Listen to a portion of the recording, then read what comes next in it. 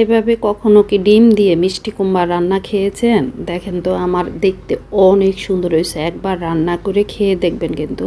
এই তো আমি কিন্তু সব মশলা ভালো করে কষিয়ে কিন্তু আদা রসুন বাটা, হলুদ মরিচ গুঁড়া, ধনিয়ার গুঁড়া, জিরার গুঁড়া সব মশলা ভালো করে কষিয়ে কিন্তু এই যে আমি কয়টা চিংড়ি মাছ দিছি, একটু চিংড়ি মাছটা দিলে দেখতে অনেক সুন্দর লাগবে। কিন্তু খালি কিন্তু ডিম দিয়েও রান্না করা যায়, কিন্তু আমি একটু চিংড়ি মাছও দিয়েছি। এই যে আমার চিংড়ি মাছ কষানো হয়ে গিয়েছে, হওয়ার পরে কিন্তু আমি মিষ্টি কুমড়াটা একটু ভালো করে নেড়ে ছেড়ে ভালো করে কষিয়ে কিন্তু একটু পানি দিয়ে কাঁচামরিচ দিয়ে দিছি। এখন ডিমটা ভালো করে ঘুটে ডিমটাও দিয়ে দিছে। তো আমার মিষ্টি কুমড়াটা রান্না দেখতে অনেক সুন্দর লাগতেছে, চিংড়ি মাছ, মিষ্টি ডিম।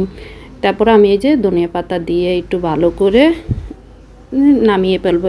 যদি আমার ভিডিওটা যদি ভালো লেগে থাকে একটু লাইক কমেন্ট শেয়ার করবেন। আল্লাহ হাফেজ। ট্রাই করে দেখবেন।